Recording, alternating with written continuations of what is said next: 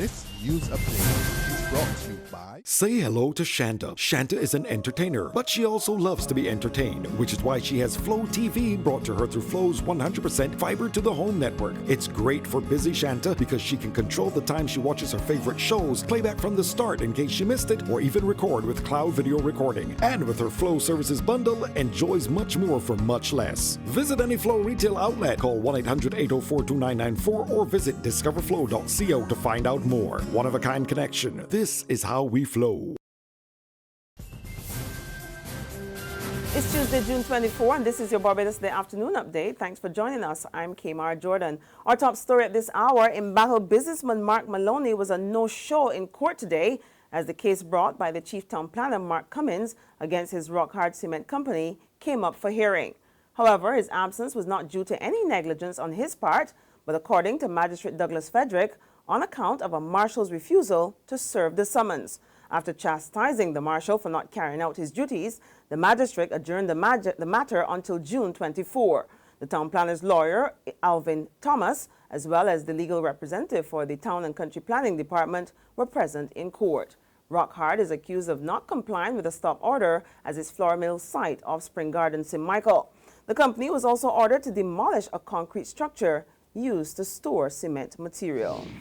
Meantime, there's a warning at this hour that Barbados stands to lose millions of dollars in investment and more than 1,000 jobs if the bitter dispute between the Maloney-led PRECONCO Limited and the chief town planner is not settled urgently. As the two sides headed to court this morning, PRECONCO's assistant financial controller, Kurt Smith, told journalists the organization is standing 100% behind Maloney, who he says is being victimized. If these projects don't go forward, it doesn't impact only Mark. Mark is in charge of about 15 companies across the island, but mainly he has about 20 other persons who are shareholders with him. So again, they are impacted. Mark also employs over 1,000 people on the island. So let's imagine that over the next 6 months, that none of these projects come to fruition. What does it mean for the employees, myself, the guys next to me, and the guys behind me? What does it mean for us? It means that there's no work. What does no work mean? No work means that these guys can't pay for the vehicles, can't pay for the mortgages, can't send the kids to school, can't buy basic groceries. Has anyone thought of this, or the repercussion it has on the working classes of Barbados? Last Friday, workmen employed by the Town and Country Planning Department demolished a section of PRECONCO's roundabout at Lear St. Michael. Smith says the company will no longer be taking care of the roundabout, but it will find new positions for the 10 workers who had been employed and have now been displaced as a result. But you know, with every action, there's a consequence and a reaction. And no one had thought that in tearing down this building, that there could be a potential job loss in the result. And what PRECONCO has done is that we're not going to allow that to happen. We've integrated those employees into the operation. But unfortunately, we won't be able to take care of that roundabout anymore. And unfortunately, that will now have to be an expense that the Crown to undertake. Meanwhile, the long-awaited meeting between the Barbados Union of Teachers and the Education Minister, Ronald Jones, is set for tomorrow. The talks come on the heels of an almost month-long public squabble between the two sides. Union officials are tight-lipped about the agenda of the meeting, which Barbados Day understands was called by the Ministry of Education. At the height of the impasse, the union had called on Minister Jones to urgently address issues of violence in schools, term leave, study leave, corporal punishment, the appointment of temporary teachers, and the use of cell phones in schools.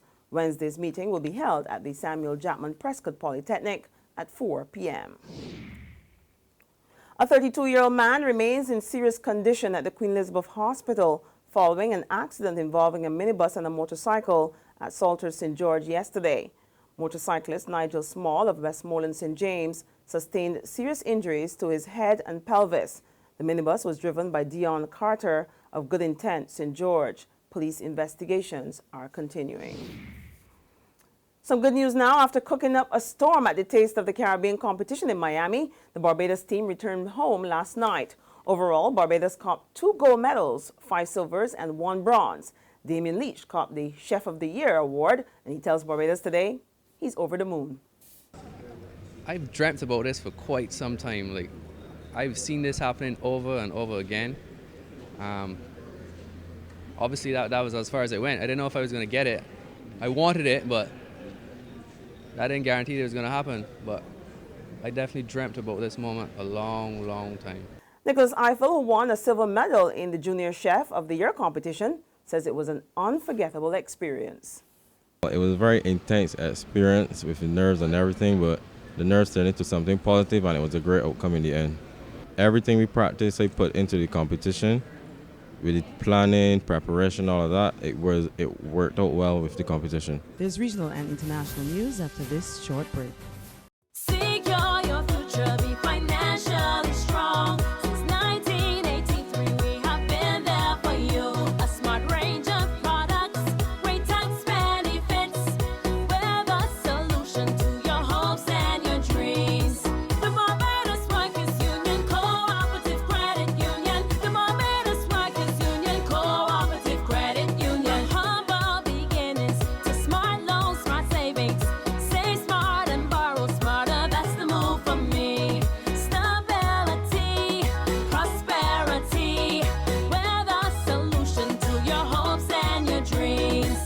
The Barbados Workers Union Cooperative Credit Union. The Barbados Workers Union Cooperative Credit Union. The regional news now. CARICOM will begin consultations on marijuana tomorrow.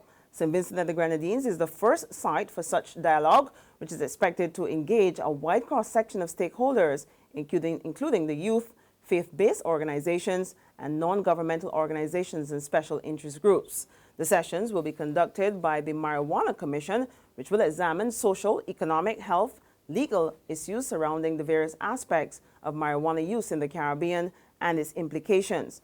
The commission is headed by Professor Rose-Marie Bell-Antoine, that's the Dean of the Faculty of Law at the University of the West Indies St. Augustine campus.